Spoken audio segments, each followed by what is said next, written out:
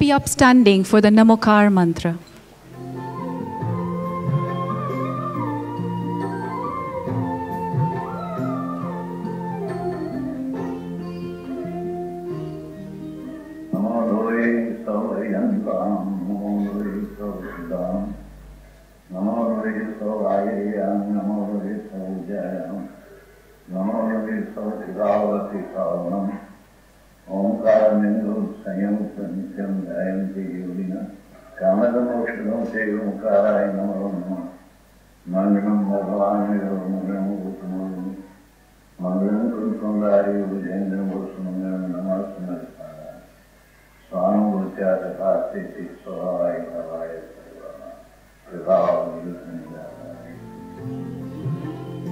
Ladies and gentlemen, જય Jinendra.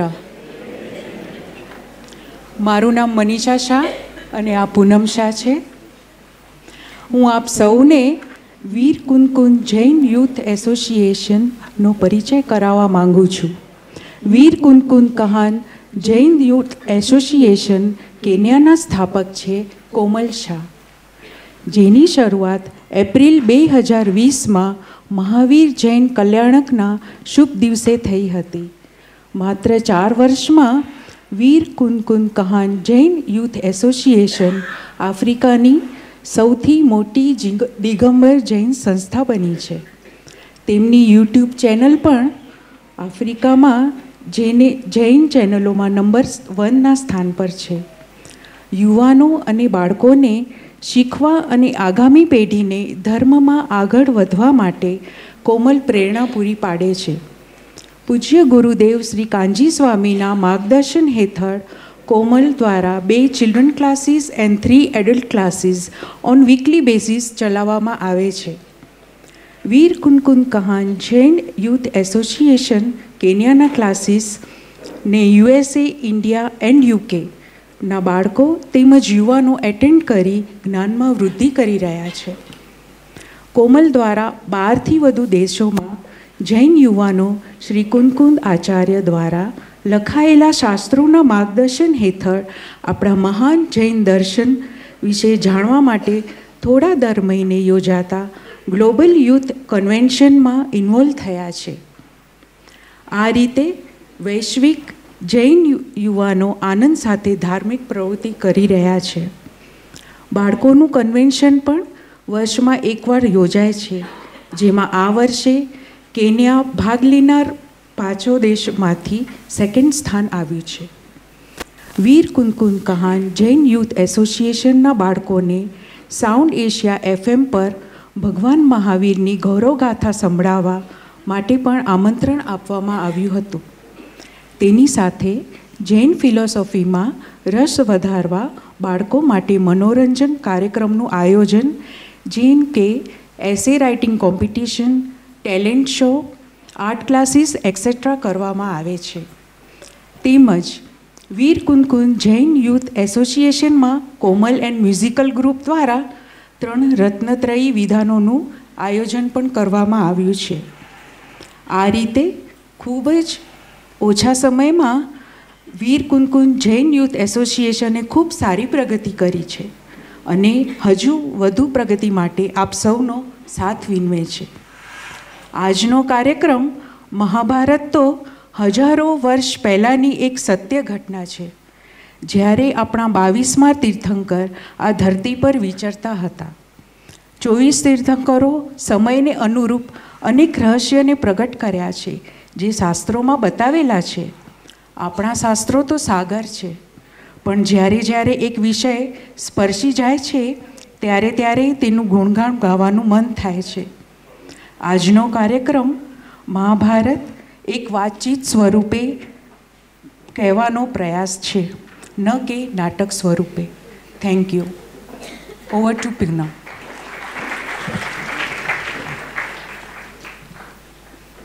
Thank you, Manisha-ben.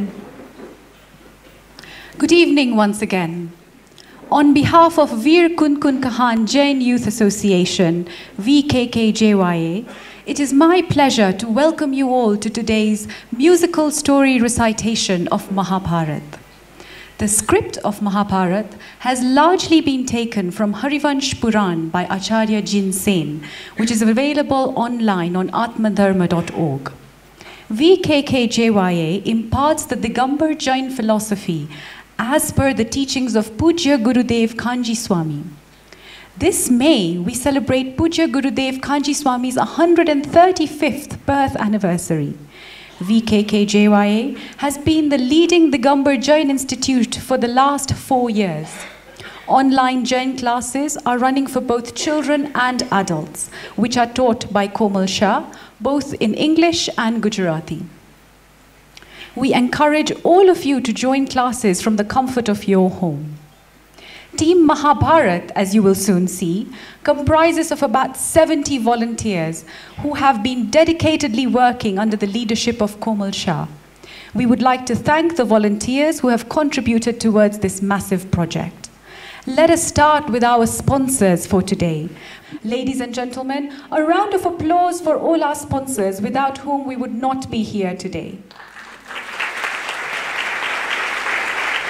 Also the backstage crew, the team of usherers and ticket checking, the ticket distribution team, the Prabhavna distribution team, Bharat Shah of Capital Printers for ticket printing, Sachil Shah and Neil Shah of Graphic World for poster printing, Dipesh Jain of Madhya Pradesh, India for poster design, Jayashri and Naveen Galaya for the delicious lunch that the participants had today, flag sticks by Kaushik Shah, label printing by Deepika Shah, material and jewelry provided by Bharti Raja, Asmita Shah, Bina Gosrani and Ajita Shah and Priyal Shah.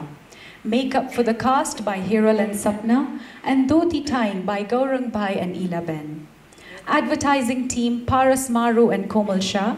Script writing team Preeti Shah, Komal Shah, Vachani Joshi, Manisha Shah and Sachi Kapadia of the US. Poetry by Sunil Jain of Madhya Pradesh, India.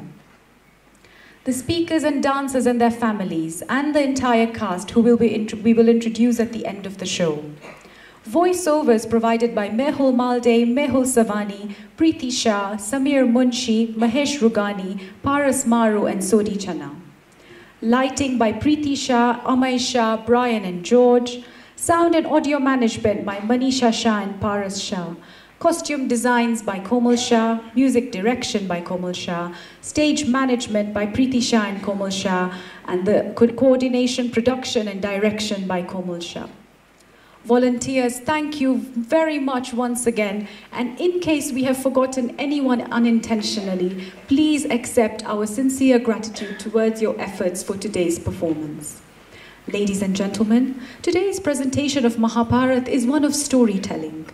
This story, according to Harivansh Puran, is told in present time. It is not a play. To showcase Bharat, we have highlighted the costumes which were worn billions of years ago, and even today in 2024, the dhoti and the sari. Our events and programs are done free of cost. Your donation is required for us to continue creating awareness of the Jain philosophy.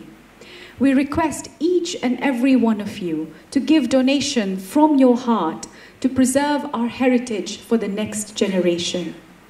આવનારી પેઢી માટે આપણી સંસ્કૃતિ જાળવવા અમારી સૌને વિનંતી છે કે દિલથી VKKJYA સંસ્થાને બને એટલો ફાળો નોંધાવશો. Thank you very much, and we wish you a very enjoyable experience.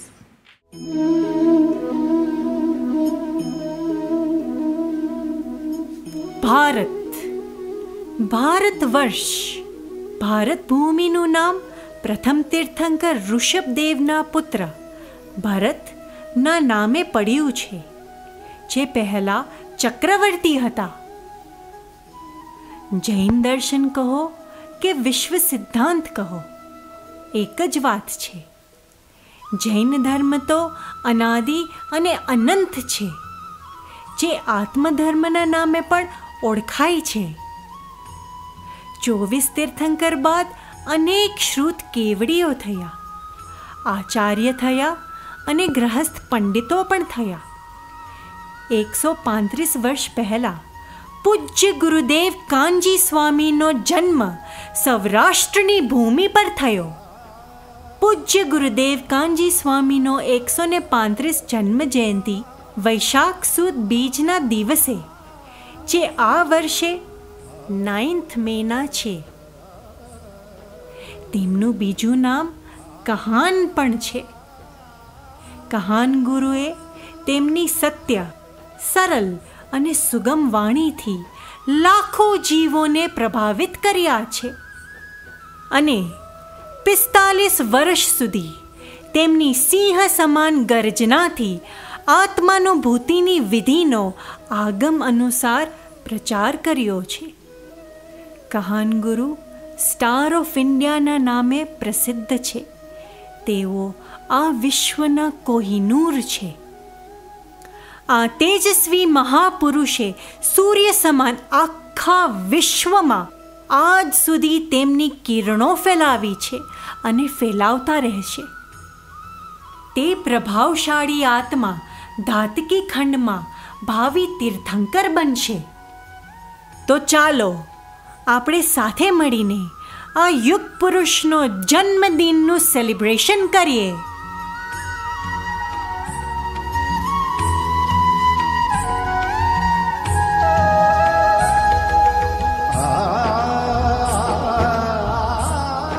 પૂજ્ય ગુરુદેવ કાનજી સ્વામીનો 135મો જન્મ જયંતિ દિવસનો જય હો, જય હો, જય હો.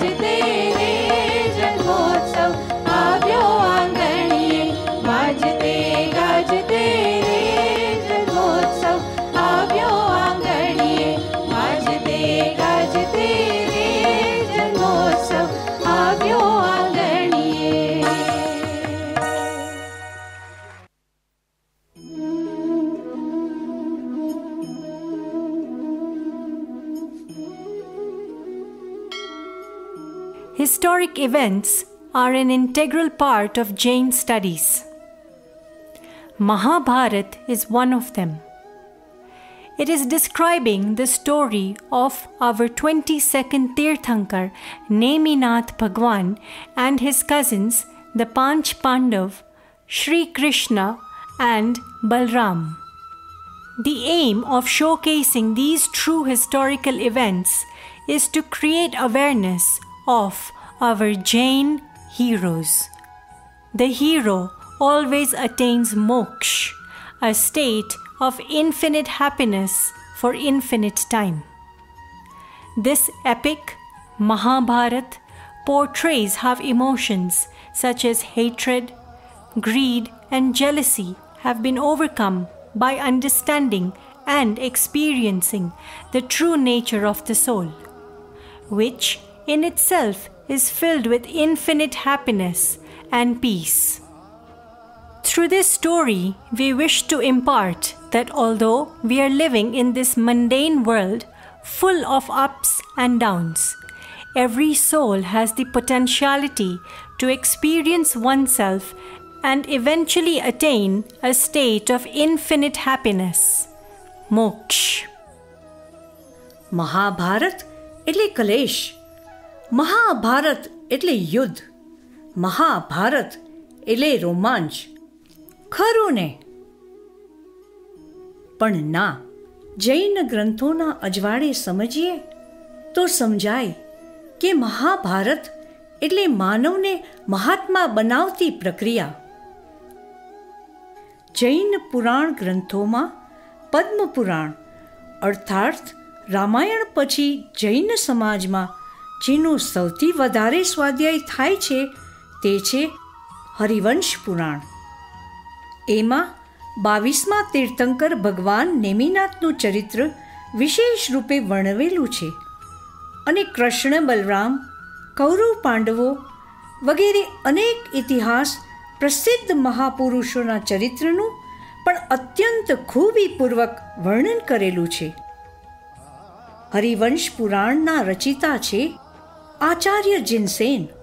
પાંડવો વિશે વિસ્તારથી માહિતી મેળવવા માટે હરિવંશ પુરાણ અને શુભચંદ્ર આચાર્ય રચિત પાંડવ પુરાણનું અધ્યયન કરવું જોઈએ. આજનો કાર્યક્રમ મોટા ભાગે હરિવંશ પુરાણનો આધાર લઈને તૈયાર કરવામાં આવ્યો છે. તો રજૂ કરીએ મહાભારત.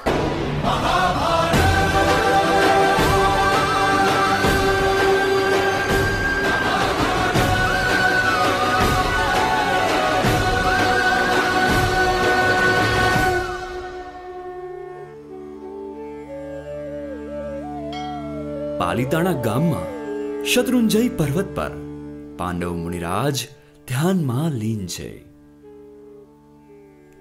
ત્યાં દુર્યોધનના ભાણેજે પાંડવો પર આક્ષેપ કર્યો, તમે મારા મામાના કુળનો નાશ કર્યો છે, અને ધગધગતા ગરમ દાગીના પાંડવોના શરીર પર પહેરાવી દીધા.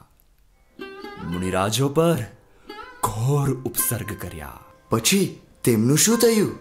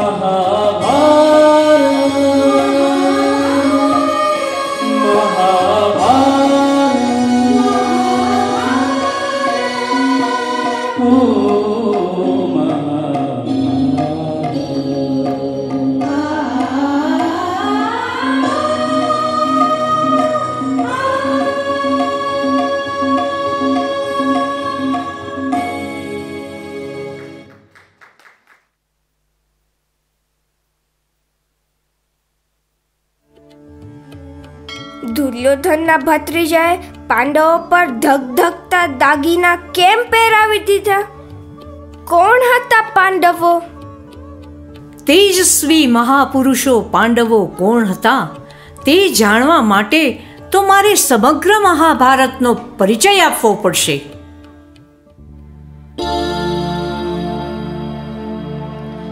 जैन पुराणों की मंगलमय गाथा गाते हैं, 5 पांडवों की मंगलमय कथा सुनाते हैं. सुनो जी मंगल जैन पुराण से, सो जीवन बने महान.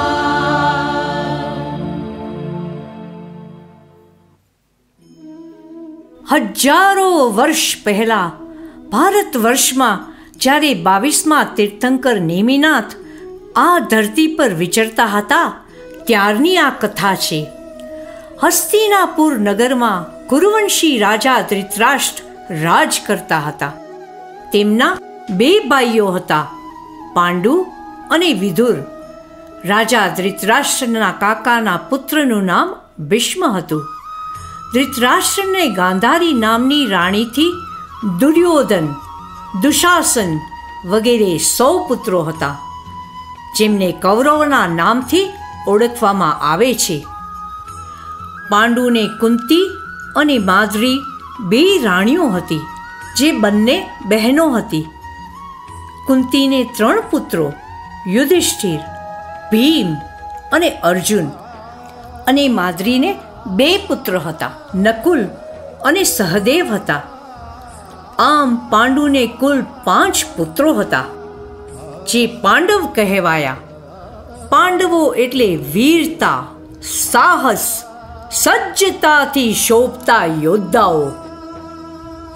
પણ મેં તો સાંભળ્યું છે કે 5 પાંડવોનો એક મોટો ભાઈ પણ હતો. હા, બિલકુલ હતા. એમનું નામ કર્ણ હતું. કુંતી અને પાંડુને કર્ણ નામનો પુત્ર લગ્ન પહેલા થયો હતો, જેને અપયશના ભયથી અલગ કરી દેવામાં આવ્યો હતો. કર્ણનું પાલન પોષણ ચંપાપુરના રાજા ભાનુદત્તના મહેલમાં થયું. ભાનુનો અર્થ સૂર્ય થાય, તે કારણે તે સૂર્યપુત્ર તરીકે ઓળખાયા. એક દિવસ પાંડુ અને માદ્રી વનમાં વિચરતા હતા. અચાનક એક તીરથી, પાંડુના તીરથી ભૂલથી હરણનું મૃત્યુ થયું. પાંડુ તો જૈન દર્શનના અનુયાયી હતા. તેમને પોતે કરેલી હિંસાનું વૈરાગ્ય થયું અને આત્મહિત માટે તે જ ક્ષણે દિગંબરી જૈન દીક્ષા ધારણ કરી. બોલીએ શ્રી પાંડુ મુનિરાજનો જય હો. મેં એવું સાંભળ્યું છે કે કૌરવોના પિતા ધૃતરાષ્ટ્ર અંધ હતા. શું આ વાત સાચી છે? ના, તેઓ જોઈ શકતા હતા, કારણ કે નેત્રહીન વ્યક્તિ મુનિ દીક્ષા બાદ 28 મૂળ ગુણનું પાલન ન કરી શકે. રાજા ધૃતરાષ્ટ્રે પણ મુનિ દીક્ષા ધારણ કરી હતી, અને થોડા સમય બાદ વિદુરે પણ દીક્ષા ધારણ કરી. ત્યારબાદ રાજ્યનો ભાર ભીષ્મ પર આવ્યો અને તે ભીષ્મ પિતામહ તરીકે ઓળખાયા. બોલીએ શ્રી ધૃતરાષ્ટ્ર અને વિદુર મુનિ રાજોનો જય હો. महलों का सुख छोड़कर जिनवरों के मार्ग पर बढ़ चले मुनिराज.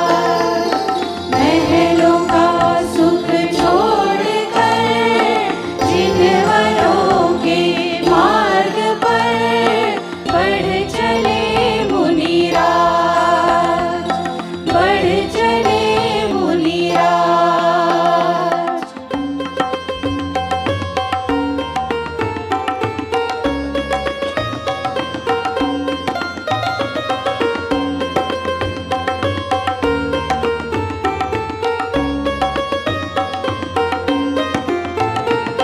आत्म अनुभव लीन नित निर्ग्रंथ बड़ भागी महा निष्कंप मेरु थम है फिर आनंद रस भोगे सदा। चलते फिरते सिद्ध संग धन्य है वनवासी संत बढ़ चले मुनिराज, बढ़ चले मुनिराज।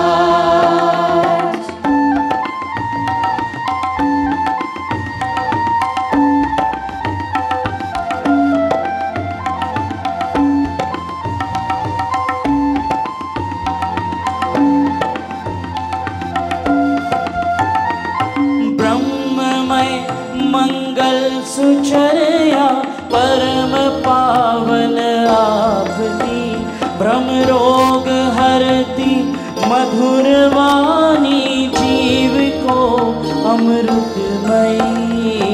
सर्व परिग्रह त्याग के भी मुनि समता के धनी बढ़ चले मुनिराज। महलों का सुख छोड़ कर जिन वरों के मार्ग पर बढ़ चले मुनिराज, बढ़ चले मुनिराज, बढ़ चले मुनिराज।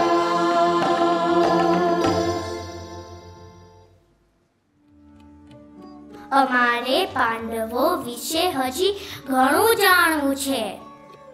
અમે તો સાંભળ્યું છે કે કૌરવો અને પાંડવો વચ્ચે બહુ મોટું યુદ્ધ થયું હતું. હા, મોટું યુદ્ધ થયું હતું. જ્યારથી કૌરવો અને પાંડવો બાળપણમાં ગુરુ દ્રોણાચાર્યના આશ્રમમાં ભણતા હતા ત્યારથી કૌરવો અને પાંડવોમાં મતભેદ હતા. યુવા અવસ્થામાં રાજ્ય માટે પરસ્પર તંગદિલી વધી ગઈ હતી. ભીષ્મ પિતામહ, વિદુર અને ગુરુ દ્રોણાચાર્ય વચ્ચે પડીને સમજૂતી કરાવી હતી.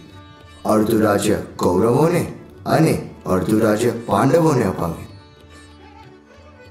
જ્યારે સમજૂતી થઈ ગઈ હતી તો પછી લડાઈ કેમ થઈ? કૌરવોની લાલચ ઘણી હતી. તેમને આખું રાજ્ય જોઈતું હતું.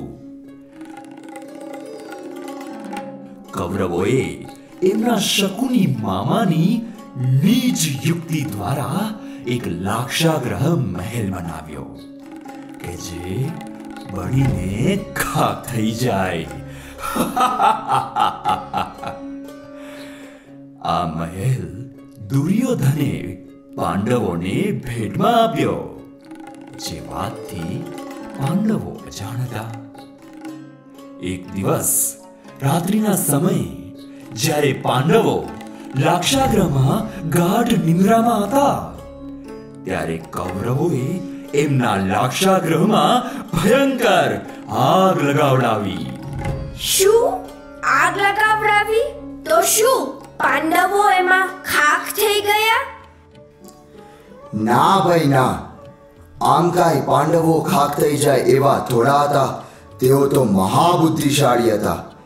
પાંડવો તો ચૂપચાપ સુરંગમાંથી બહાર નીકળી ગયા. કૌરવો અને અન્ય લોકો એમ સમજ્યા કે પાંડવો બળીને ખાખ થઈ ગયા. આ હત્યાકાંડથી લોકોમાં કૌરવોની ખૂબ નિંદા થઈ, પરંતુ કૌરવોમાં ખૂબ આનંદ ફેલાયો હતો.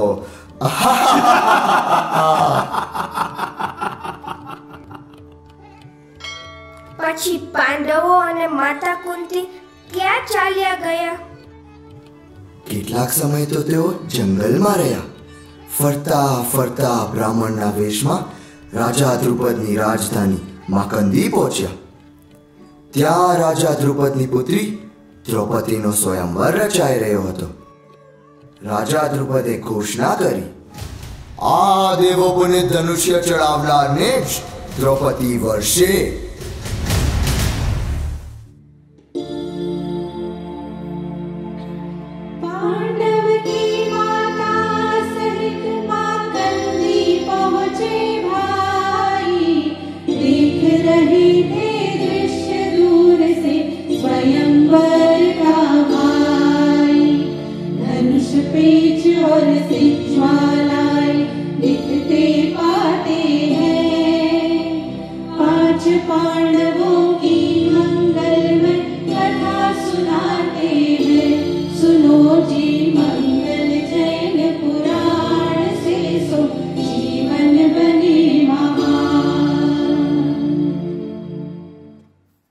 સ્વયંવરમાં દુર્યોધન, દુશાસન, કર્ણ જેવા મહાયોદ્ધાઓ પણ આવ્યા હતા, પરંતુ તે દેવોપુનિત ધનુષ્યની પ્રત્યંચા કોઈ પણ ચડાવી શક્યું નહીં.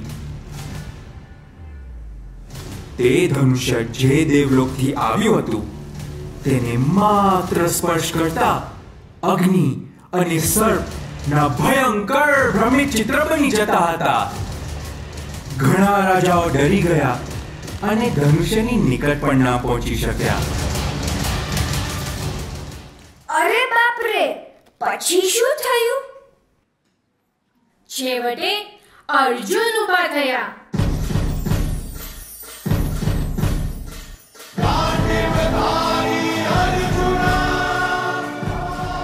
અર્જુને તો સહજ રમત માત્રમાં ધનુષ્યની પ્રત્યંચા ચડાવી દીધી. સભામાં હાહાકાર મચી ગયો અને આનંદ ઉલ્લાસ છવાઈ ગયો.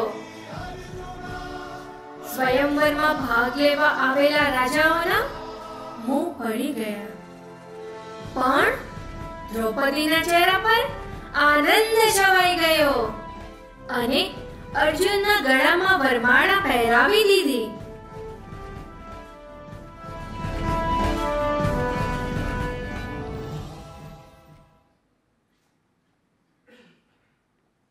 કુંદકુંદાચાર્ય રચિત શ્રી સમયસાર શાસ્ત્રની 201 ગાથા છે. અણુમાત્ર પણ રાગાદિનો સદભાવ વર્તે જેહને, તે સર્વ આગમ દર્ભલે જાણે નહીં આત્મને. જેમ મિથ્યાત્વ અને રાગને પોતાનો સ્વભાવ માનનાર જીવ મૂળ આત્મા સ્વભાવ સુધી નથી પહોંચી શકતો, તેમ અગ્નિ અને સર્પના ભ્રમથી રાજાઓ ધનુષ્ય સુધી ન પહોંચી શક્યા.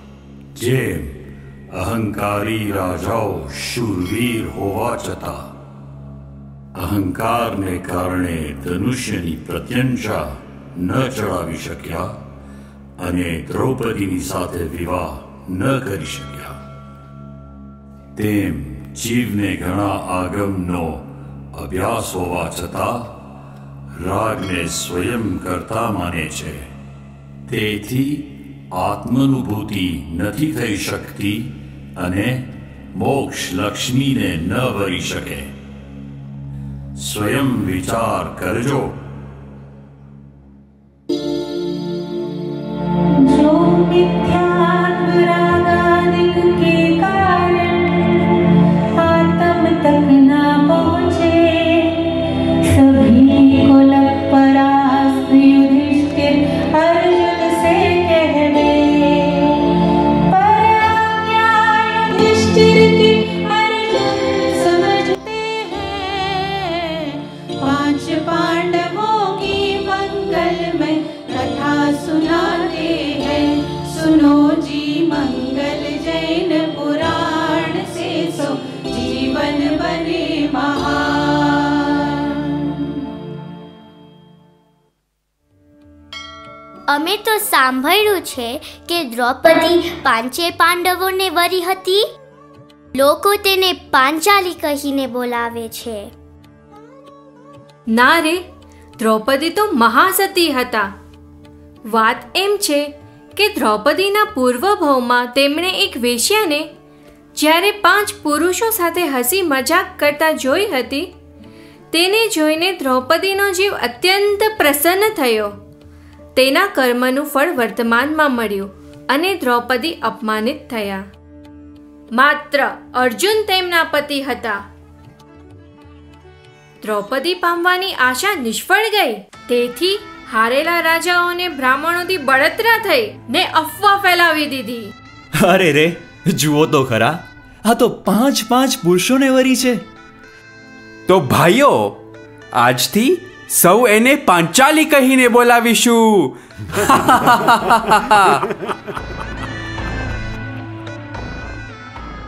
તો અર્જુનના આ પરાક્રમ પછી તો ત્યાં બધાને જાણ થઈ ગઈ હશે ને કે આ પાંડવો છે. પાંડવો બ્રાહ્મણ વેશમાં હતા. તેથી ત્યાં ઉપસ્થિત રાજાગણ અને દુર્યોધન વગેરે કૌરવો કે અન્ય કોઈ પણ તેમને ઓળખી શક્યા નહીં.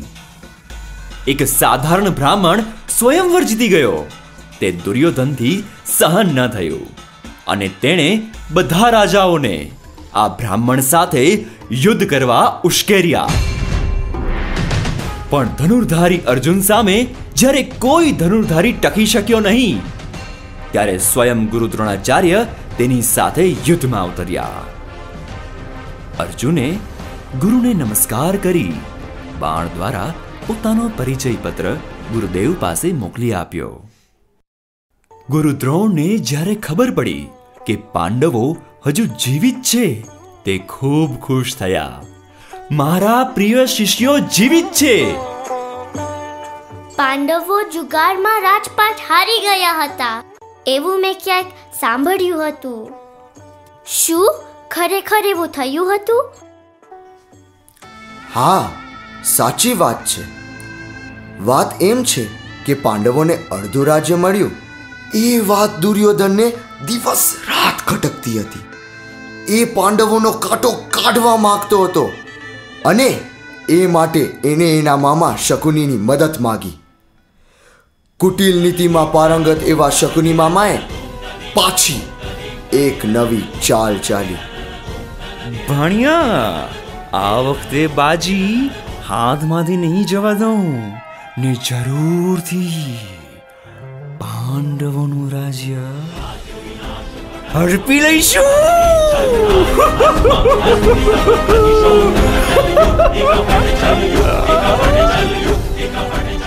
શકુની મામાએ કેવી ચાલ ચાલી હતી? ભોળા પાંડવો શકુની મામાની ચાલ સમજી ના શક્યા. શકુનીએ યુધિષ્ઠિરને જુગારમાં કપટથી હરાવ્યા. યુધિષ્ઠિર એક પછી એક તમામ વસ્તુઓ હારી ગયા. એમને મળેલું રાજ્ય પણ હારી ગયા. રાજ્ય વિહોણા બની ગયેલા પાંડવોને દુર્યોધને 12 વર્ષ માટે વનવાસનો આદેશ આપ્યો. આટલું જ નહીં, એ 12 વર્ષ ઉપરાંત 1 વર્ષ અજ્ઞાતવાસમાં રહેવાની શરત રાખી. પણ એ રાજસભામાં દ્રૌપદીનું વસ્ત્રહરણ થયું હતું ને, એ વાત કહેવાનું તમે ચૂકી ગયા છો. મહાસતી દ્રૌપદીનું વસ્ત્રહરણ નહોતું થયું, પરંતુ દુશાસનની બુરી નજર હંમેશા દ્રૌપદી પર રહેતી હતી. તે કારણે તે પણ પાંડવો સાથે વનમાં ચાલ્યા ગયા. પાંડવોની આ દુર્દશા પરથી એ જ શીખવાનું છે. આત્માનું હિત ઈચ્છનાર પુરુષે જુગારથી હંમેશા દૂર રહેવું જોઈએ. સાચી વાત છે. પણ પછી એ 12 વર્ષ સુધી પાંડવો ક્યાં રહ્યા? વેશ બદલીને વનમાં અલગ અલગ સ્થળે ભટકતા રહ્યા. આમને આમ 12 વર્ષ પસાર કર્યા. હજી સૌથી મુશ્કેલ એવું 1 વર્ષ બાકી હતું. આ 1 વર્ષ દરમિયાન તો એમણે અજ્ઞાતવાસમાં રહેવાનું હતું. કોઈ એમને ઓળખી ના જાય એ રીતે રહેવાનું. અને જો કોઈ ઓળખી જાય તો ફરી નવેસરથી વનવાસ ભોગવવાનો. તો પાંડવોએ અજ્ઞાતવાસ ક્યાં પસાર કર્યો? પાંડવો વિચરતા વિચરતા વિરાટ નગર પહોંચ્યા. ત્યાં ગુપ્ત વેશમાં રહીને અજ્ઞાતવાસ પસાર કરવાનું એમણે નક્કી કર્યું. યુધિષ્ઠિર પંડિત બનીને, ભીમ રસોઈયો બનીને, અર્જુન સ્ત્રીનો વેશ ધારણ કરીને નર્તકી બનીને અને નકુલ તથા સહદેવ અશ્વશાળાના અધિકારી બનીને રહ્યા. દ્રૌપદી પણ રાણીની દાસી બનીને રહેવા લાગી. કમનસીબે આ અજ્ઞાતવાસનો વર્ષ પણ પાંડવો માટે ખૂબ જ સંઘર્ષ સહિત હતો. ત્યાં કોની સાથે સંઘર્ષ થયો? રાજા વિરાટની રાણીનો એક ભાઈ હતો જેનું નામ કીચક હતું.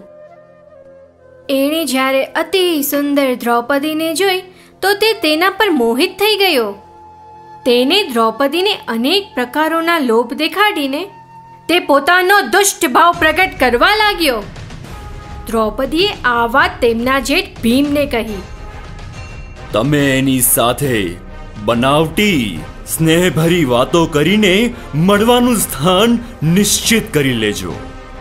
પછી બધું હું સંભાળી લઈશ. આ પાપી કીચકને પોતાના દુષ્ટ ભાવોની સજા મળવી જ જોઈએ. તો આ વાત દ્રૌપદીએ તેમના પતિ અર્જુનને કેમ ના કહી? અર્જુને તો સ્ત્રીનું રૂપ ધારણ કર્યું હતું. ખરી ઓળખ તો ગુપ્ત રાખવાની હતી ને. પછી દ્રૌપદીએ એકાંત સ્થાનમાં કીચકને બોલાવ્યો. પણ યોજના અનુસાર ભીમ દ્રૌપદીના કપડાં પહેરીને બેઠા હતા. મોહમાં અંધ કીચક દ્રૌપદીને ત્યાં આવેલી જાણીને ખૂબ પ્રસન્ન થયો. પરંતુ પ્રેમાલાપની ચેષ્ટાઓનો જવાબ ભીમના અતિ આકરા મુષ્ટિ પ્રહારોથી મળ્યો ત્યારે કીચક ચકિત થઈ ગયો. તેણે પોતાની શક્તિ અનુસાર તલવારથી વાર કરવાનો પ્રયત્ન કર્યો, પણ ભીમની આગળ તેનું કાંઈ ચાલ્યું નહીં. ત્યારે કીચકને દ્રૌપદીની ખરી ઓળખ ખબર પડી. તેમને ખૂબ પશ્ચાતાપ થયો અને એમનો અંતરાત્મા જાગ્યો. અરે, વિકારી ભાવના કારણે આજે મારી આ હાલત. ધિક્કાર છે આ મોહરૂપી સંસારને. હું તો શાશ્વત અવિનાશી તત્વ છું. હું તો અનંત સુખથી બનેલો છું. આવા વિકારી ભાવ મને ન શોભે, ન શોભે. आनंद स्वभावी हूँ मैं, ज्ञानानंद स्वभावी हूँ मैं, ज्ञानानंद स्वभावी हूँ मैं, ज्ञानानंद स्वभावी हूँ मैं ही मेरा करता धरता मुझ में पर का कुछ काम नहीं. मैं ही मेरा करता धरता मुझ में पर का कुछ काम नहीं.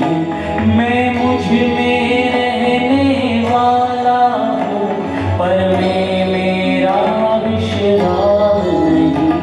मैं मुझ में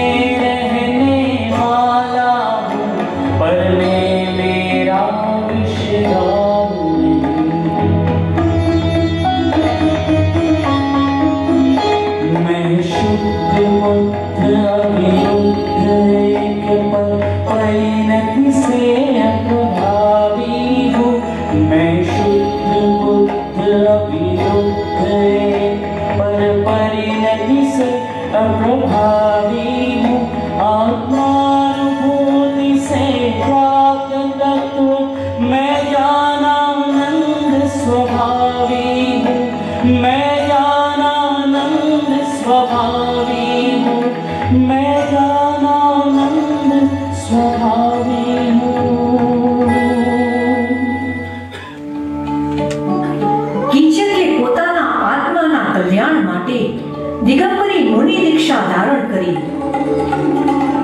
થોડા સમય બાદ કેવળ જ્ઞાન પામીને અરિહંત અવસ્થામાં મોક્ષને પામ્યા. બોલીએ શ્રી કિંચક ભગવાનનો જય હો.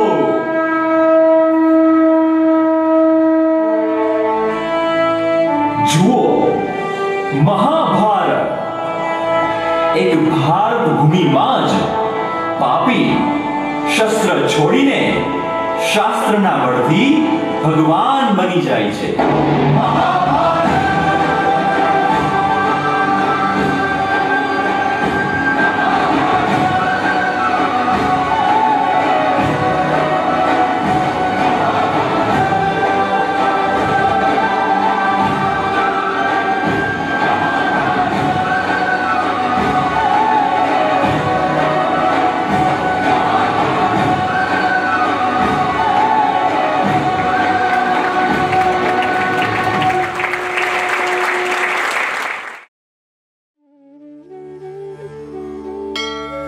પાંડવોનો 12 વર્ષનો વનવાસ અને 1 વર્ષનો અજ્ઞાતવાસ પૂરો થયા પછી શું થયું?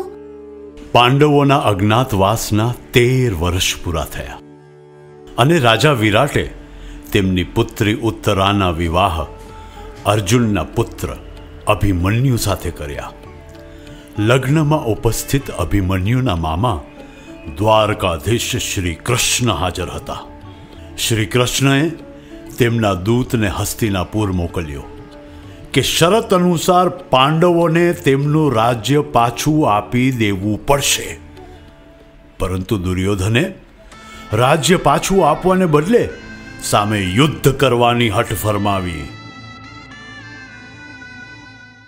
શ્રી કૃષ્ણ, નેમિનાથ અને પાંડવોનો શું સંબંધ છે? શ્રી કૃષ્ણના પિતા વસુદેવ અને નેમિનાથના પિતા સમુદ્ર વિજય પાંડવોના મામા થાય.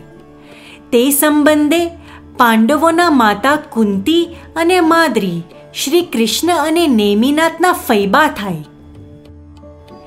જૈન આગમ અનુસાર 63 શ્લાકા પુરુષોનું વર્ણન છે, જેમાં 24 તીર્થંકર, 12 ચક્રવર્તી, 9 બળદેવ, 9 નારાયણ અને 9 પ્રતિનારાયણ છે. શ્રી કૃષ્ણ 9મા નારાયણ, જરાસંધ 9મા પ્રતિનારાયણ અને બલરામ 9મા બળદેવ હતા. અરે વાહ! તો નારાયણ શ્રી કૃષ્ણ અને 22મા તીર્થંકર શ્રી નેમિનાથ ભગવાનનો સ્વર્ણ ઇતિહાસ જાણવાની અમને તીવ્ર ઉત્સુકતા છે. જરૂર. નેમિનાથ તેમજ શ્રી કૃષ્ણ, બલરામ વગેરે યાદવ કુળના હતા. પહેલા બ્રાહ્મણ, ક્ષત્રિય, વૈશ્ય અને શુદ્ર એમ 4 જાતિઓ હતી. જે અનાદિ અનંત ધર્મના અનુયાયી છે તે જૈન છે. 24 તીર્થંકરોનો જન્મ ક્ષત્રિય કુળમાં થયો હતો. તેમનો જન્મ આ વિશ્વના જીવોના કલ્યાણ માટે થયો હતો.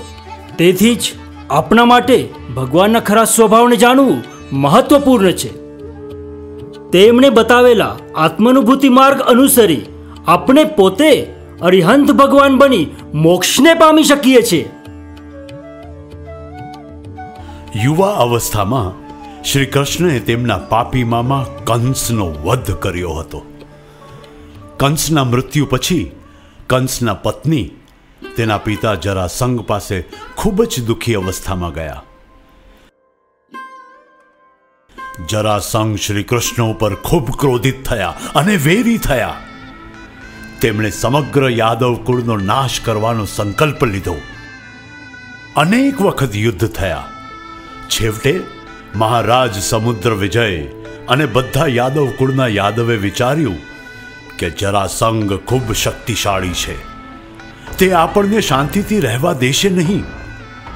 તેથી તેઓ બધા દેવો રચિત ભવ્ય દ્વારિકા નગરીમાં રહેવા લાગ્યા.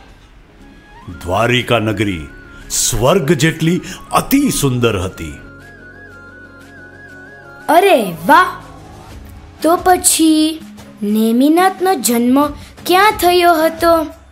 નેમિનાથનો જન્મ સૌરીપુરમાં થયો હતો.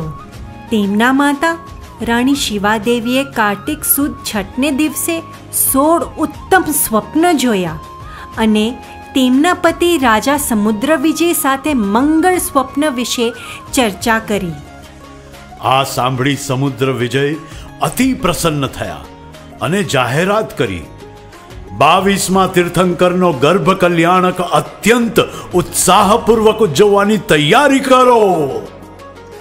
સ્વર્ગમાંથી લાખો રત્નો અને ઝવેરાતોનો દરરોજ વરસાદ શરૂ થયો.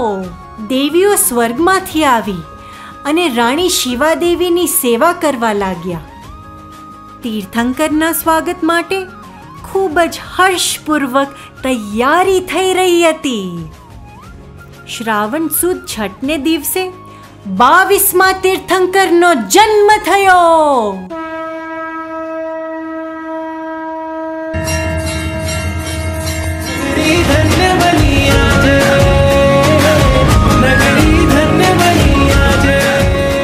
સૌરીપુર આનંદ ઉલ્લાસથી ચમક્યું. સ્વર્ગમાંથી અદ્ભુત સંગીત વગાડવામાં આવ્યું અને ધર્મરાજ ઇન્દ્ર સાથે દેવો આવ્યા. તેઓ ભગવાનને સુમેરુ પર્વત પર લઈ ગયા. તેમનો 1008 કળશોથી અભિષેક થયો.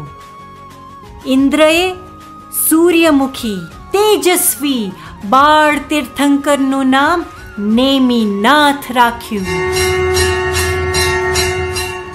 સૌરીપુરમાં હરેક વ્યક્તિ જન્મ કલ્યાણકને ખૂબ જ આનંદપૂર્વક ઉજવે છે અને ઇન્દ્ર તો ખુશીમાં તાંડવ કરે છે.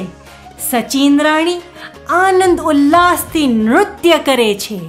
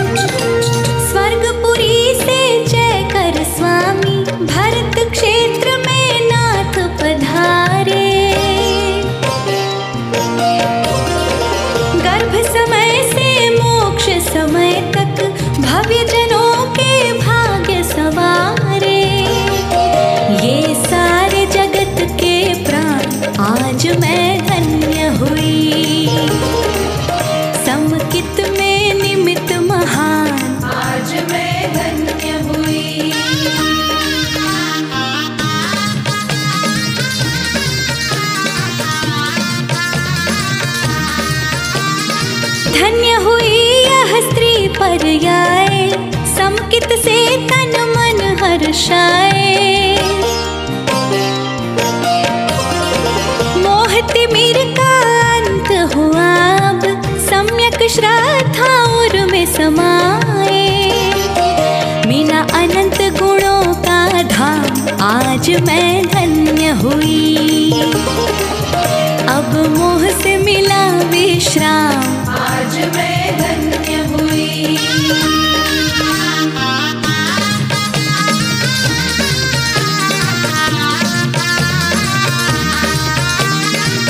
एक अवस्था अंतिम होगी, भव भव से फिर मुक्ति मिलेगी। जन्म मरण के बंधन छूटे, फिर मैं जन्म कभी न धरूंगी। अब सिद्ध शिला ही धाम, आज मैं धन्य हुई। अब भाव पर पूर्ण विराम। आज मैं धन्य हुई, धन्य हुई, धन्य हुई, धन्य हुई, धन्य हुई। मेरा रोम रोम रोमांच, आज मैं धन्य हुई। हुआ तीर्थंकर अवतार, आज मैं धन्य हुई।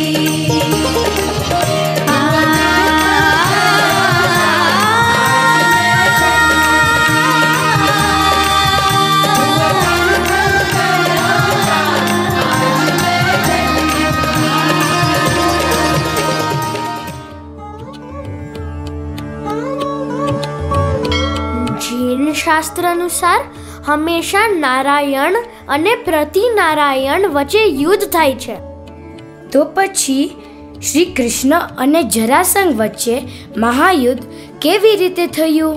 મગધ દેશના કેટલાક વેપારીઓ દરિયાઈ માર્ગે મુસાફરી કરી દ્વારિકા આવ્યા.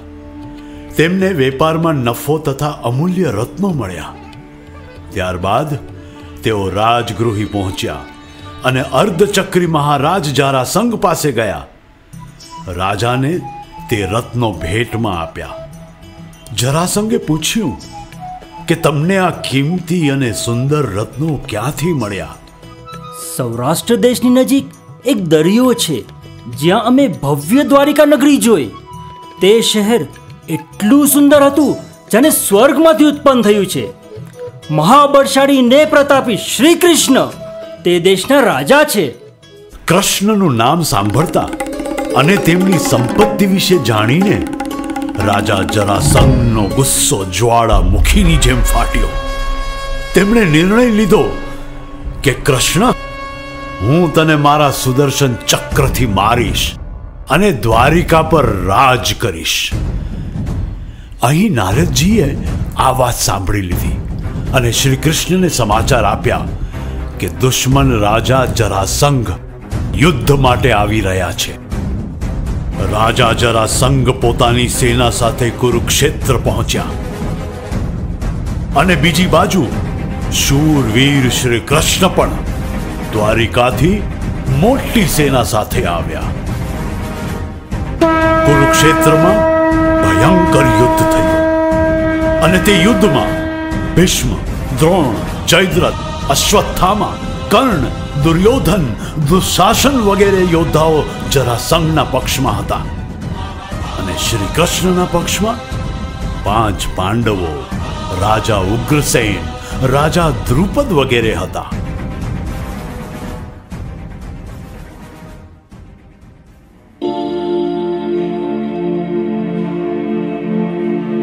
द्रोण कर्ण रावण जरासंध की ओर खड़े, पांचों पांडव अनेक नृपगण कृष्ण की ओर लड़े. हुआ युद्ध प्रारंभ जगत जन इसे महाभारत कहे. 5 पांडवों की मंगलमय कथा सुनाते हैं. सुनो जी मंगल जैन पुराण से, सो जीवन बने महान. આ મહાયુદ્ધમાં અર્જુનનો પુત્ર અભિમન્યુ અને ઘણા રાજાઓ વીરગતિ પામ્યા. ભીષ્મ પિતામહે પણ અંતિમ શ્વાસમાં આત્માનું સ્મરણ કરીને દેહને શાંતિપૂર્વક છોડ્યો. આવી ઘોર દુઃખદ પરિસ્થિતિમાં પણ પાંડવો વિનયવાન રહ્યા. શત્રુ પક્ષમાં ગુરુ દ્રોણ અને મોટાભાઈ કર્ણને યુદ્ધભૂમિમાં પાંડવોનો વિનયવાન સ્વભાવ જોઈને તેમના કશાયો શાંત થઈ ગયા. ગુરુ દ્રોણ અને કર્ણએ અધર્મીનો સાથ આપ્યો તેનો તેમને પશ્ચાતાપ થયો. સંસાર અસાર લાગ્યો. બંનેએ પોતાના આત્મકલ્યાણ માટે દિગંબરી જૈનેશ્વરી મુનિ દીક્ષા ધારણ કરી અને વનમાં ચાલ્યા ગયા. 5 પાંડવ માતા કુંતી સહિત મુનિરાજોને વંદન કરે છે. બોલો ગુરુ દ્રોણ અને કર્ણ મુનિરાજોનો जय हो जय हो। पांडव कुंती मां सह दर्शन कर सुखदाई, भाई भावना ऐसी दशा हमरी भी हो भाई। अपराध हमारे क्षमा करो, कह नेत्र सजल होते हैं। 5 पांडवों की मंगलमय कथा सुनाते हैं, सुनो जी मंगल जैन पुराण से सो जीवन बने महान। કુરુક્ષેત્રમાં જરાસંઘે શ્રી કૃષ્ણ ઉપર આક્રમણ કર્યું. કૃષ્ણ, તું તો મામૂલી ગોવાળિયો છે, આજે હું તને નહીં છોડું. જરાસંઘે શ્રી કૃષ્ણ ઉપર સુદર્શન ચક્ર ફેંક્યું. ચક્રની ચારે તરફ અગ્નિની જ્વાળા સાથે ગાજવીજ અને વીજળીઓ થવા લાગી. પરંતુ મહાપ્રતાપી શ્રી કૃષ્ણના પુણ્યને કારણે ચક્રે તેમની 3 પ્રદક્ષિણા કરી અને આગ શાંત થઈ ગઈ. જરાસંઘના શિરચ્છેદ માટે શ્રી કૃષ્ણએ ચક્રનો ઉપયોગ કર્યો. જરાસંઘનું મૃત્યુ થયું અને તે નરકને પામ્યો. આ રીતે પ્રતિનારાયણનો નાશ કરીને શ્રી કૃષ્ણ નારાયણ 3 ખંડના સ્વામી ચક્રવર્તી તરીકે પ્રસિદ્ધ થયા.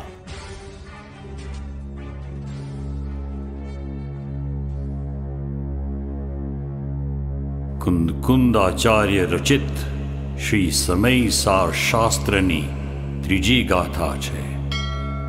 એકત્વ નિશ્ચય ગત સમય સર્વત્ર લોકમાં, તેથી બને વિખવાદીની બંધન કથા એકત્વમાં. આ ગાથાનો સાર છે કે નિશ્ચયથી એક દ્રવ્ય બીજા દ્રવ્યનું કંઈ કરી શકતું નથી. તે પોતામાં પરિપૂર્ણ છે, તેથી સુંદર છે. આત્મા તો શાશ્વત છે, અનાદિ અને અનંત છે. ના કોઈથી બનાવેલો છે કે ના કોઈથી નાશ પામે છે. દરેક દ્રવ્ય તેના અસ્તિત્વ ગુણથી જીવે છે અને સમય આવતા શરીરને બદલાવે છે અને બીજું શરીર ધારણ કરે છે. તો પછી કોણ કોને મારી શકે છે કે બચાવી શકે છે? તેવી રીતે જરાસંઘનો જીવ સ્વયમેવ નરક તરફ પ્રસ્થાન કર્યું, ના કે કૃષ્ણએ તેનું વધ કર્યું. તેટલે સ્વયં વિચાર કરજો.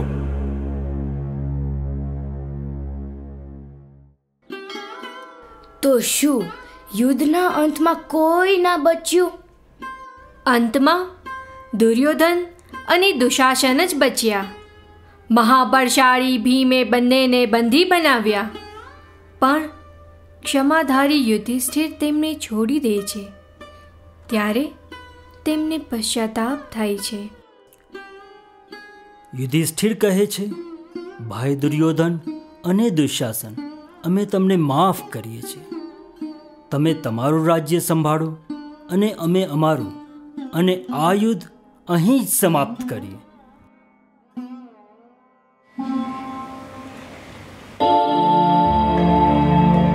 सब महारथी मारे गए, दुर्योधन पछताए। मैं विध्वंसक अपने कुल का बैठी हूँ दुखदाई। तब ही युधिष्ठिर आकर बंधन छुड़ाए भाई। बोला दुर्योधन पाप में राज न भावे भाई। करना क्षमा अब हम संसार को तजते हैं। 5 पांडवों की मंगलमय कथा सुनाते हैं। सुनो जी मंगल जैन पुराण से सो जीवन बने महान।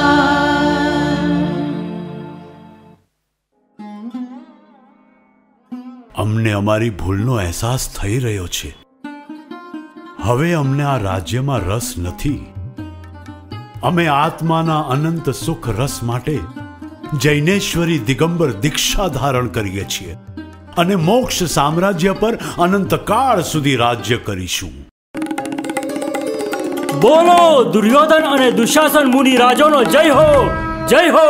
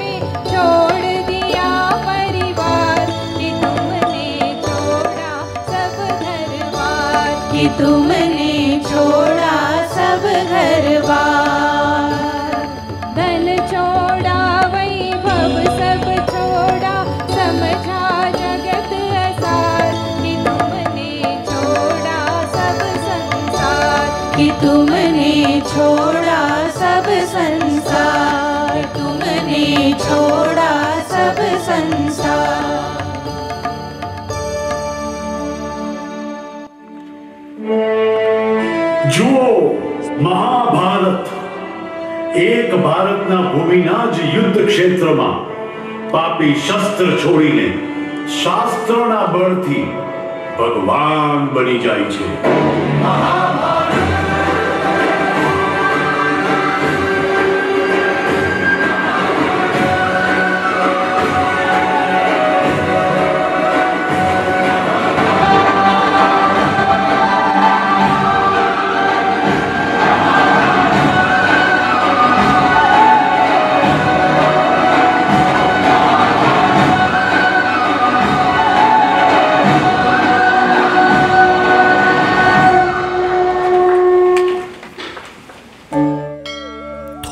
વર્ષ પછી કૃષ્ણની રાજસભામાં દરેક જણ રાજકુમાર નેમિકુમારનું સન્માન કરે છે. એકવાર લોકોએ રાજદરબારમાં ચર્ચા કરી કે કોણ સૌથી વધારે શક્તિશાળી છે.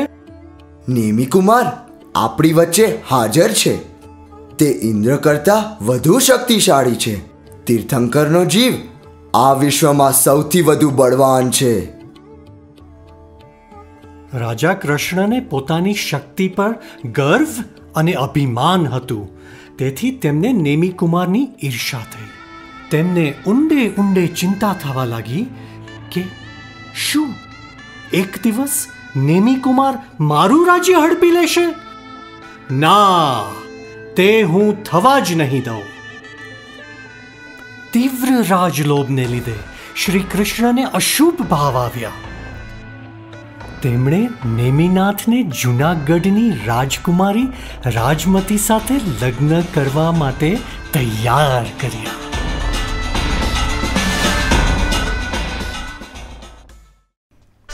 નેમી કુમારની જાન જૂનાગઢ તરફ ધામધૂમથી પ્રસ્થાન કરી.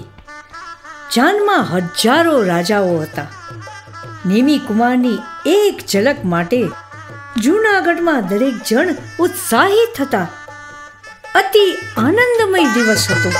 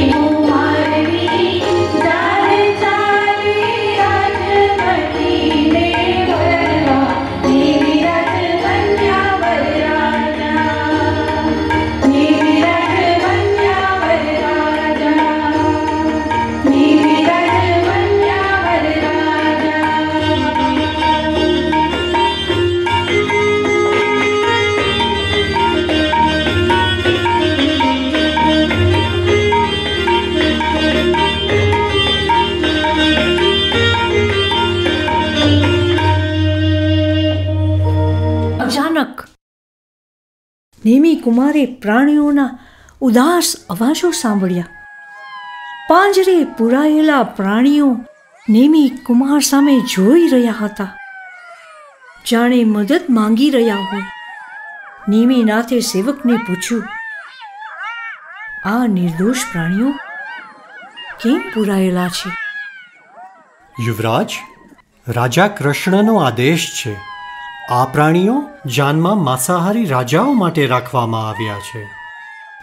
શું મારી જાનમાં માંસાહારી રાજાઓ છે?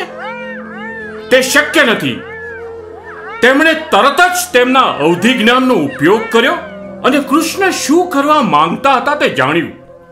ઓહ, કૃષ્ણ ડરી ગયા છે કે હું તેમનું રાજ્ય હડપી લઈશ. તેથી તેમણે આ બધું કપટ કર્યું છે. હે કૃષ્ણ, ધિક્કાર આ મોહરૂપી સંસારને. તમે મારી મોહનિંદ્રા તોડવામાં નિમિત્ત બન્યા. મારો ઉપાદાન જાગી ગયો છે.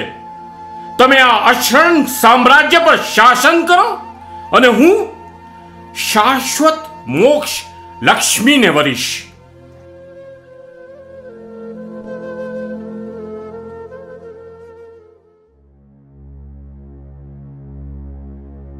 કુંદ કુંદ આચાર્ય રચિત શ્રી સમયસાર શાસ્ત્રની 99મી ગાથા છે. પરદ્રવ્યને જીવ જો કરે તો જરૂર તન્મય તે બને, પણ તે નથી તન્મય અરે તેથી નહીં કરતા ઠરે. જીનરાજ જાણે છે કે એક પણ કાર્ય ઉપાદાન એટલે સ્વશક્તિ વિના થઈ શકતું નથી. સ્વશક્તિથી જ સર્વ કાર્ય થાય. જો જીવ આવું પોતાનું સ્વરૂપ સમજે તો પોતાના આત્મ તરફ વળશે. પરંતુ બીજા જીવને કે દ્રવ્ય કર્મને કે ભગવાનને કરતા માનશે, અર્થાત નિમિત્તને કરતા માનશે, તો પરદ્રવ્યમાં એકત્વ થઈ જશે. જો એક દ્રવ્ય બીજા દ્રવ્યમાં ભળી જાય તો તેનો નાશ થઈ જાય, જે અસંભવ છે. તેવી રીતે નેમિનાથના જીવનો ઉપાદાન જાગી ગયો. ના કે કૃષ્ણનું કપટથી તેમણે વૈરાગ્ય થયો. તે તો માત્ર નિમિત્ત બન્યા. સ્વયં વિચાર કરજો. લોકો ચર્ચા કરવા લાગ્યા કે નેમિકુમારની જાન પાછી વળી. હા, શા માટે નેમિકુમારની જાન પાછી વળી?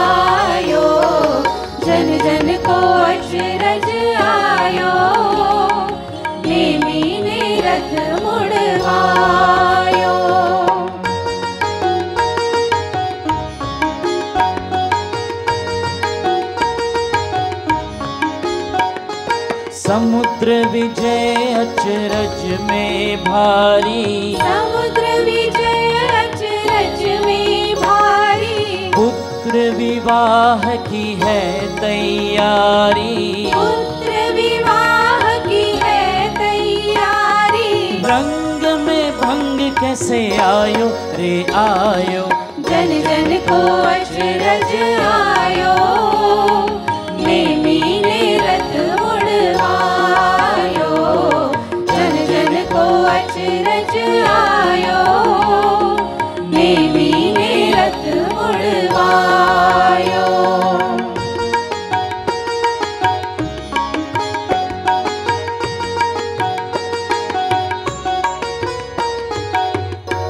જ્યારે આ સમાચાર જૂનાગઢ પહોંચ્યા ત્યારે શું થયું?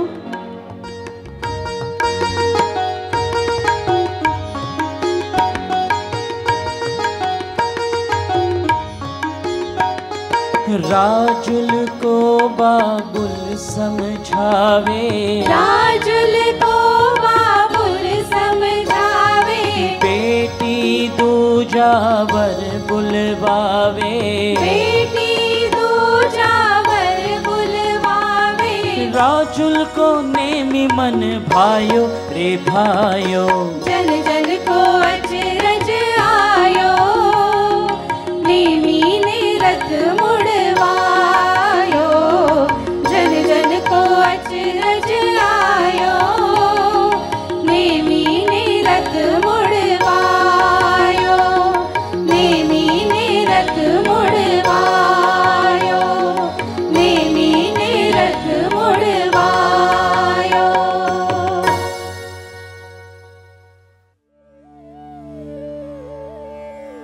ઇન્દ્ર અને લોકાંતિક દેવ સ્વર્ગથી દીક્ષા કલ્યાણકની ઉજવણી કરવા આવ્યા.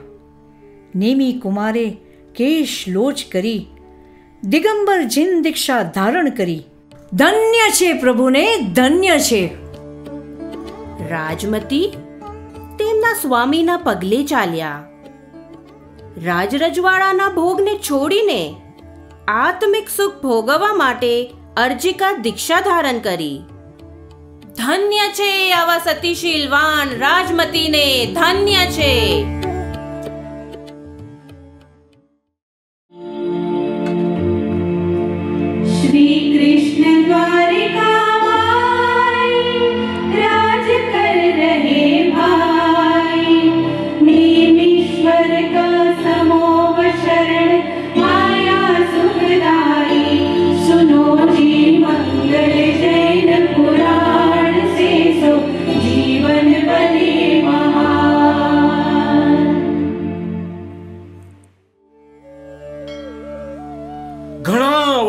પછી સર્વજ્ઞ ભગવાન નેમિનાથના સમોશરણમાં બલરામે 2 પ્રશ્ન પૂછ્યા.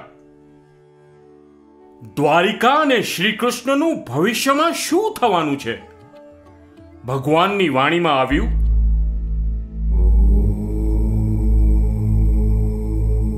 12 વર્ષ પછી દ્વિપાયન મુનિરાજના નિમિત્તે દ્વારિકા સંપૂર્ણપણે પડી જશે.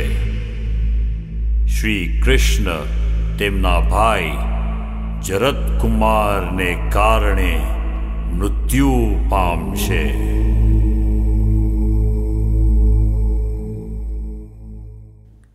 જરતકુમાર, આ વાત જાણીને શ્રી કૃષ્ણ મૃત્યુ ન પામે તે માટે 12 વર્ષ વનમાં ચાલ્યા ગયા અને દ્વારિકાનો નાશ ન થાય તે માટે દ્વિપાયન મુનિરાજ 12 વર્ષ પૂરા થયા પછી આવવાનો સંકલ્પ લે છે.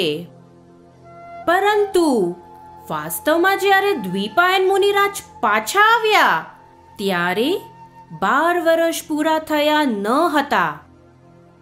ત્યાં તેમની ભેટ મદિરાનું સેવન કરેલા યુવાનો સાથે થઈ. તેઓ બૂમો પાડવા લાગ્યા, આ દ્વારિકાનો નાશ કરનાર છે. જુઓ જુઓ, આ જ છે જે દ્વારિકાનો નાશ કરશે. પહેલા તો મુનિરાજ શાંત રહ્યા. નશામાં ડૂબેલા યુવાનોએ મુનિરાજ પર પથ્થર ફેંકવાનું શરૂ કર્યું. હવે મુનિરાજ ક્રોધમાં કાળઝાળ થઈ ગયા. તેમના પુતળાથી દ્વારિકાને સળગાવી. કૃષ્ણ અને બલરામે સમુદ્રના પાણીથી આગને બુઝાવવાનો પ્રયાસ પણ કર્યો, પણ પાણી તો તેલમાં ફેરવાઈ ગયું.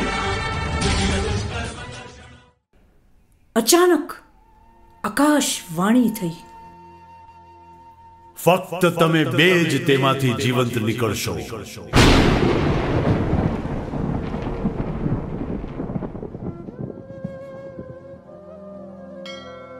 જે થવાનું હોય તેને કોઈ બદલી શકતું નથી.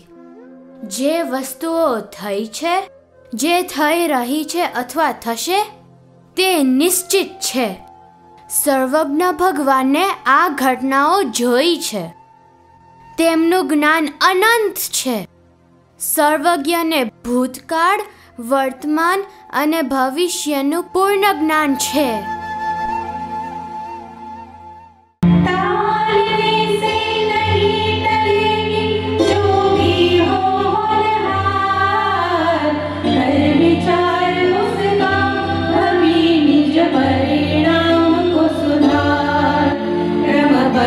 समझ का फल स्वभाव सन्मुख पुरुषार्थ दिखाते.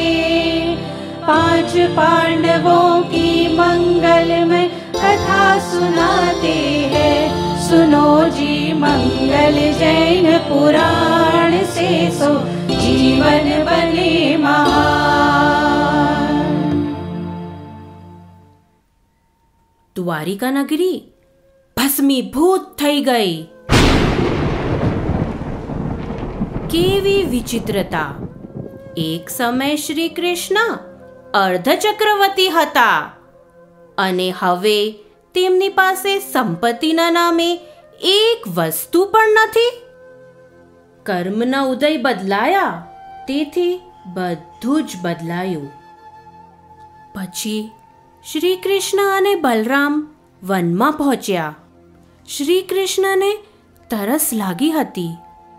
બલરામ તેમને ત્યાં છોડીને પાણીની શોધમાં દૂર દૂર નીકળી ગયા.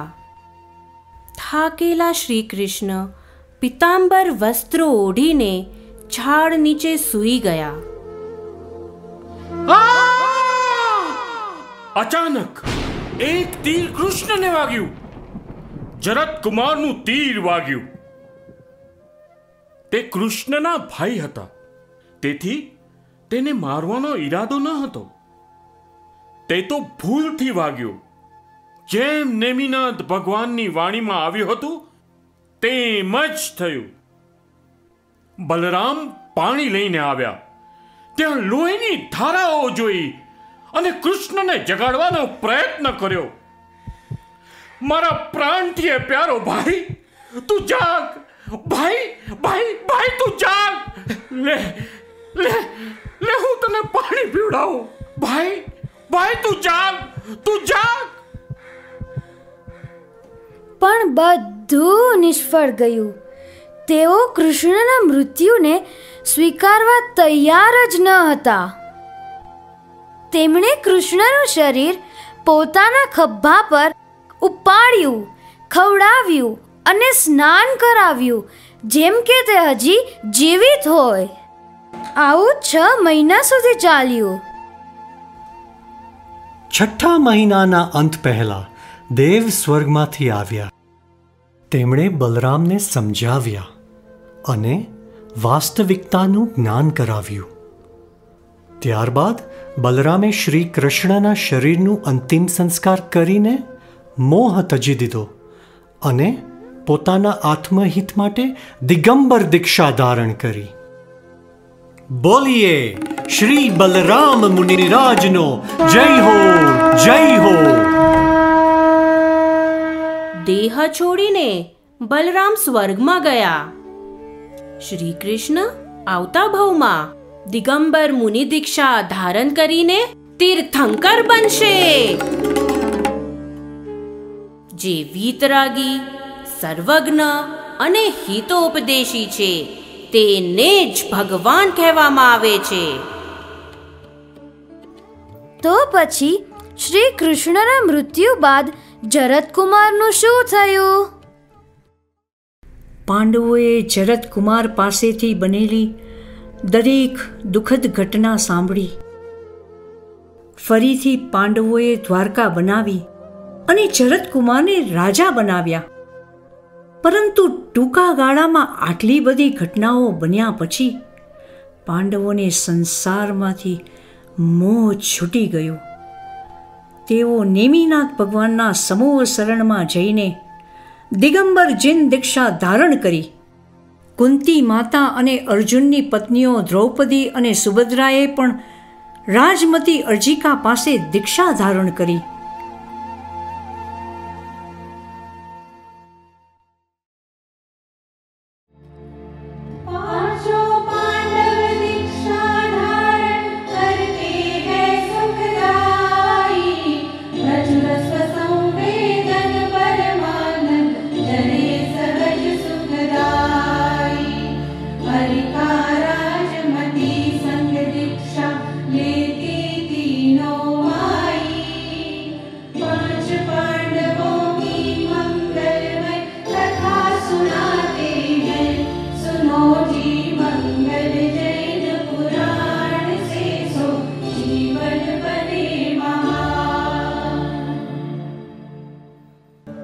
પાલિતાણા ગામમાં શત્રુંજય પર્વત પર પાંડવ મુનિરાજો ધ્યાનમાં લીન હતા. ત્યાં અચાનક દુર્યોધનના ભાણેજે મુનિરાજો પર વેર લીધો. તમે મારા મામાના કુળનો નાશ કર્યો છે. મુનિરાજોના શરીર પર ધગધગતા ગરમ દાગીના પહેરાવી દીધા. તેમના પર ઘોર ઉપસર્ગ કર્યો. તે જ ક્ષણે યુધિષ્ઠિર, ભીમ, અર્જુન આત્મામાં લીન થઈને કેવળ જ્ઞાન પામીને અરિહંત અવસ્થામાં મોક્ષ પામ્યા. જય હો યુધિષ્ઠિર, ભીમ અને અર્જુન ભગવંતનો જય હો.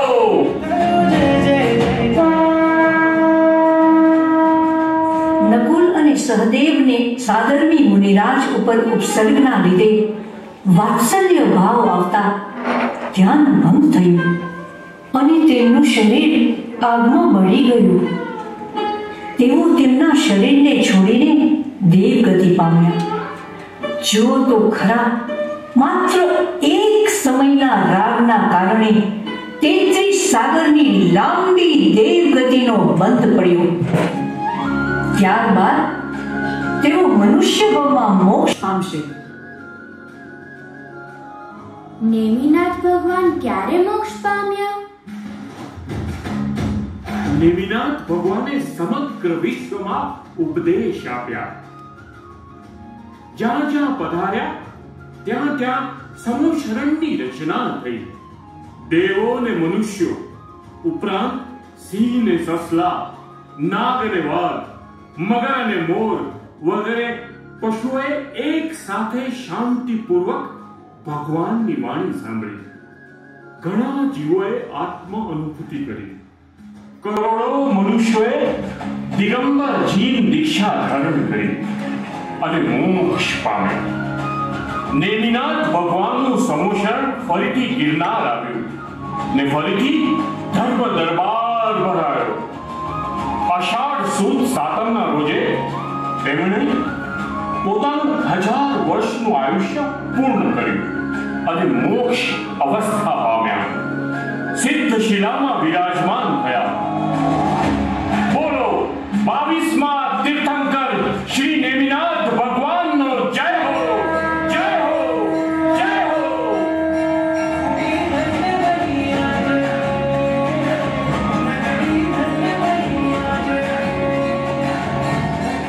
જુઓ, મહાભારત એક જ ભારત ભૂમિમાં જ જીવ શાસન છોડીને શાસ્ત્રના બળથી ભગવાન બની જાય છે.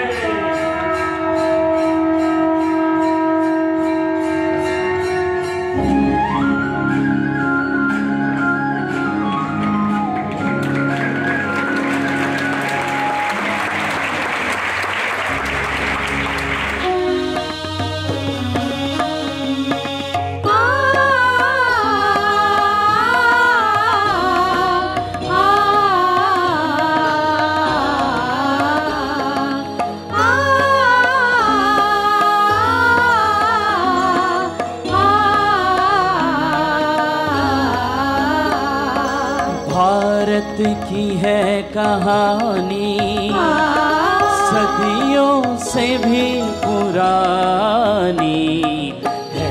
ज्ञान की ये गंगा ऋषियों की अमर वाणी.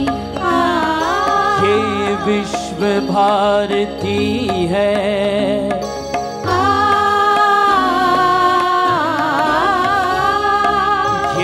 विश्व भारती है. वीरों की आरती है नित नई पुरानी. भारत की ये कहानी महाभारत, महाभारत, हो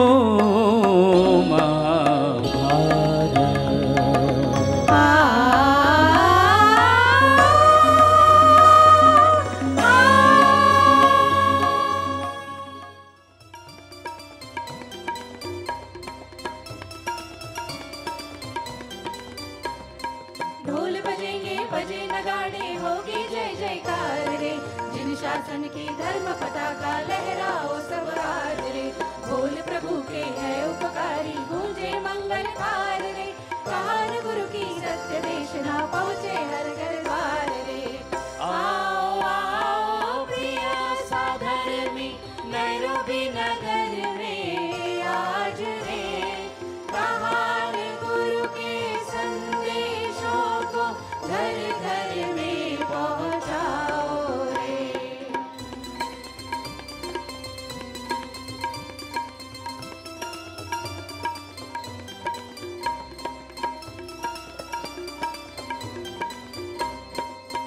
प्रभु के पावन मुख के दर्शन होंगे. भक्ति रस में डूबे सब तन मन होंगे. पधारो नर नारी आमंत्रण स्वीकार करो रे. गाके गुणगान प्रभु के भव पार करो रे. आओ आओ प्रिय साधर्मी नैरोबी नगर में आज रे. कहान गुरु के संदेशों को घर घर में पहुँचाओ रे.